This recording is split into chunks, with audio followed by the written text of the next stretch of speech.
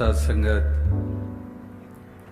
सतयुग में भी भक्त प्रहलाद जैसे हुए, बालपन की अवस्था थी, लेकिन जो उनकी आत्मा और मन जिस रंग में रंग गया था, आज युगों बीतने के बाद भी वो यश कायम है, उसकी अहमियत कायम है।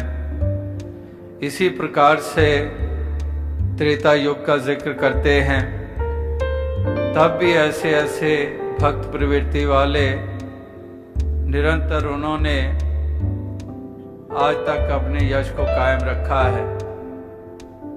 इसी तरह से द्वापर का जिक्र करते हैं, तब भी भक्ति की अहमियत जो रही है और उस भक्ति को अपनाकर जीवन जिया है। जो भोले भाव से युक्त होकर, चतुराइयों से दूर होकर, समर्पण भाव से युक्त होकर निर्छल प्रेम, निर्छल भक्ति करते चले गए हैं, निष्काम भक्ति करते चले गए हैं, उनका भी जिक्र हो रहा है।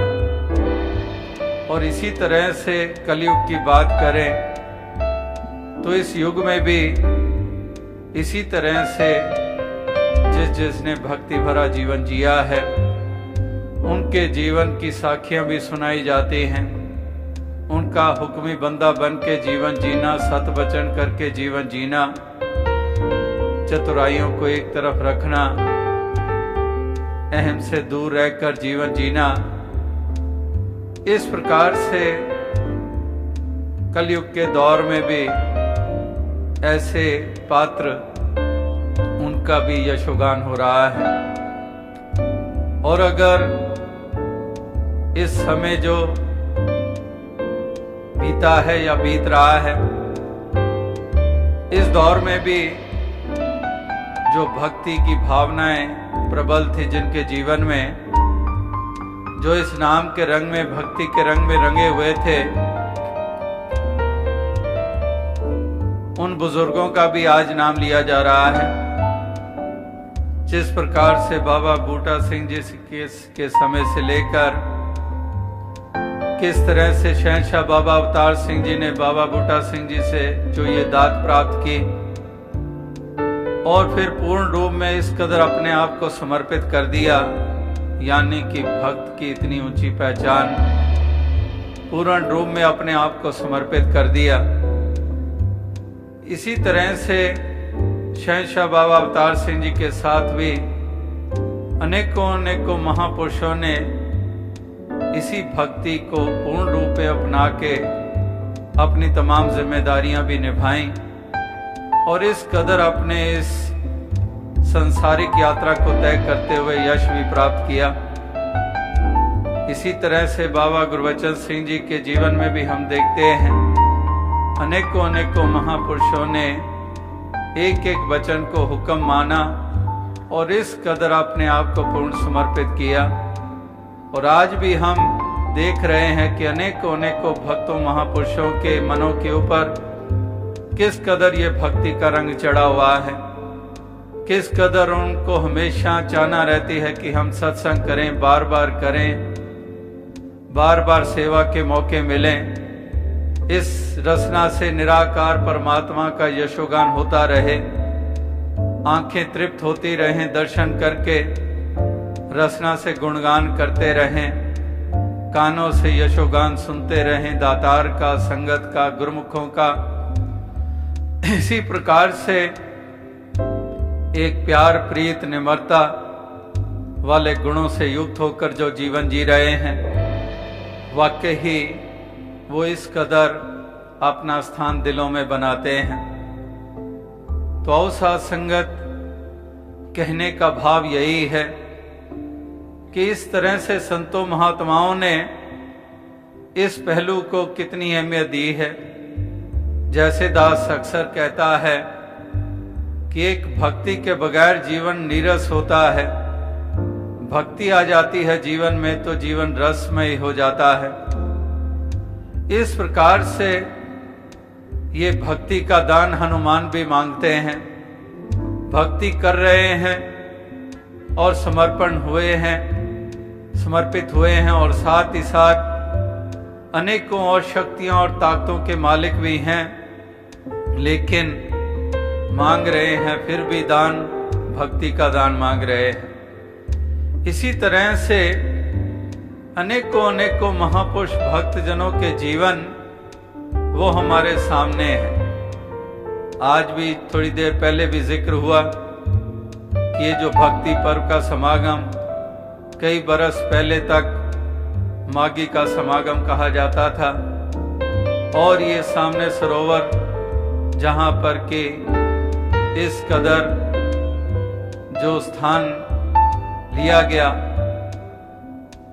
50s में, लेट 50s में, मिड 50s में लिया गया, और तब से निरंतर ऐसी स्थान के ऊपर शहंशाह बाबा अवतार सिंह जी ने इस कदर यहाँ पर यही भाव मन में रखे हुए कि इस स्थान को इस कदर आबाद करना है, संतों ने आना है।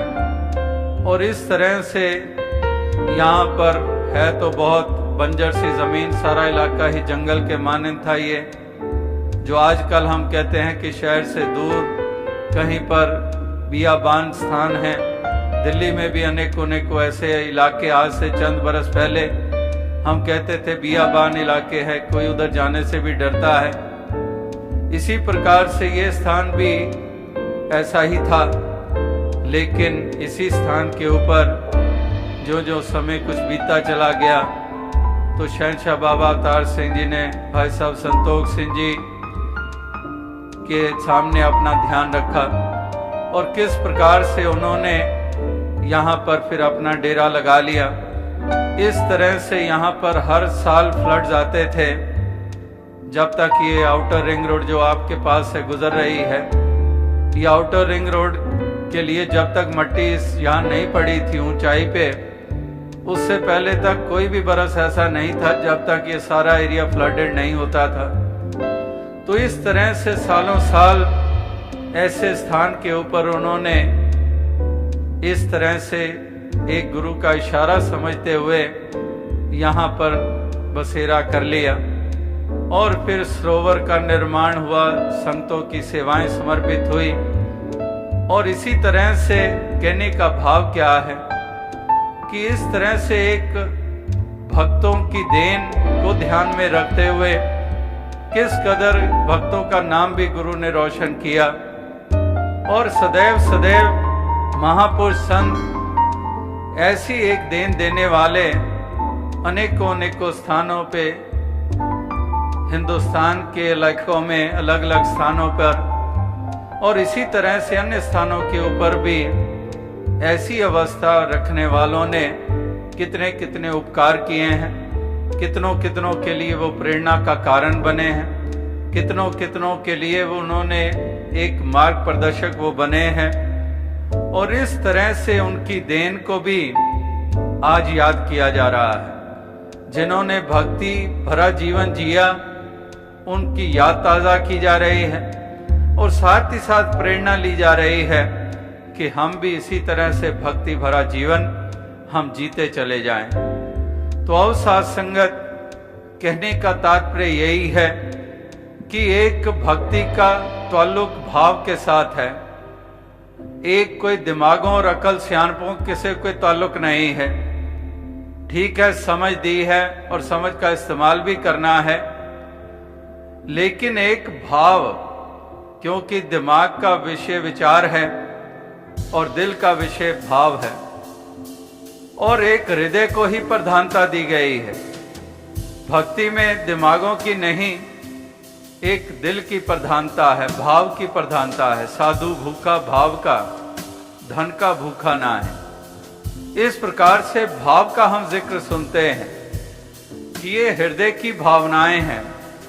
हृदय में वो जो एक तरंगे उठती हैं, वो सब इस सत्य के ऊपर आधारित, इस पार ब्रह्म परमात्मा निराकार दातार के एहसास के ऊपर आधारित, इसी प्रकार से मानवता के ऊपर आधारित एक प्रेम, करुणा, विनम्रता इत्यादि ऐसे भावों से युक्त होकर जीवन जीते हैं। तो ये भक्ति भी इसमें भाव की प्रधानता हुआ करती है।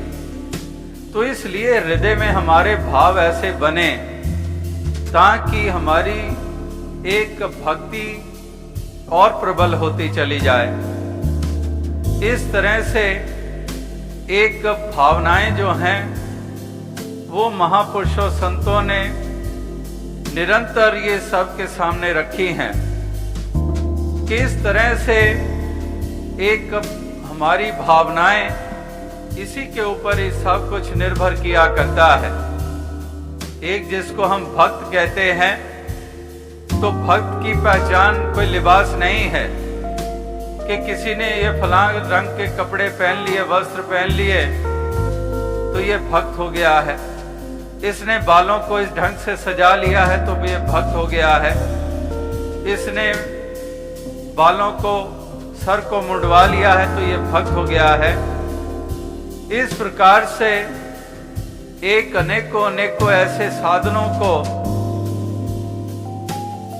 भक्त होने की पहचान ये माना जाता रहा है और आज भी माना जा रहा है। लेकिन महापुरुष संत जन वो इस तरह से ये बात साथ साथ समझाते आए हैं कि भक्त की पहचान कोई ये शारीरिक बनावट नहीं है, ये एक हृदय के भाव हैं, ये एक सोच है और उसी के अंतर्गत वो सुंदर व्यवहार है, वो सुंदर चाल है, वो एक किसी को भक्त का दर्जा दिलवाती है और उसको सत्कार प्राप्त होता है। इस तरह से महापुरुष संत एक भक्ति भावना से युक्त होकर ही भक्त होने का प्रमाण देते आए हैं। जिस तरह से संत महात्मा भक्तजन वो निरंतर यही एक बात सबके सामने रखते आए हैं, जैसे कि अभी भी जिक्र हो रहा था कि नहाए धोए क्या हुआ जो मन मैल ना जाए, मीन सदा जल में रहे तो धोए बास ना जाए। जिस प्रकार से महापुरुष संत जन कहते हैं कि पेक दिखाए जगत को लोगन को बस कीन, इस प्रकार से लोग पचारा करे दिन रात। इस तरह से महापुरुष संत जनों के वचन हम निरंतर सुनते हैं कि मन मुंडिया नहीं केस मुंडाए काहे, जो किछ किया सो मन किया मुंडा मुंड अजाए। इस प्रकार से महापुरुष संत जन वो निरंतर यही एक भाव वो सबके सामने इसीलिए रखते आए हैं कि इंसान इस बात को समझें और वो जाने कि भक्ति कहते किसे हैं और भक्त की पहचान क्या होती है। इस तरह से ये वचन सुन सुन के भी इंसान इसकी तरफ गौर नहीं करता है। एक बिन वेखे दे उस्तद करना अंबर नु हथ लाना है। इस प्रकार से बगैर देखे की भक्ति नहीं, एक इसको जानकर इसकी भक्ति, इसकी उस्तति, इसको जानना पहला कदम ये बताया गया है कि वाकई ही पहले इस प्रभु परमात्मा ईश्वर, इस निराकार दातार का बोध हासिल करना है। ये बोध हासिल करके ही फिर वो यात्रा आरंभ होती है जिसको हम कहते हैं कि भक्ति के अंतर्गत की हुई यात्रा। तो पहले ये जानना जरूरी है। जैसे किसी बच्चे से हम प्यार करते हैं, हम कहें कि हम बच्चे से प्यार करते हैं। अब बच्चे से प्यार करते हैं तो बच्चा पहले पैदा हुआ है, मां की ममता, किस बच्चे के लिए ममता, वो बच्चा जो पैदा हो चुका है। अब जो बच्चा अभी पैदा ही नहीं हुआ है तो वो ममता वाली बात जो हम कहते हैं, तो बच्चा जिसके पैदा हो जाता है और फिर वही बच्चा गोद में खेल रहा है, तो फिर हम जानते हैं कि सहज में किस कदर वो ममता।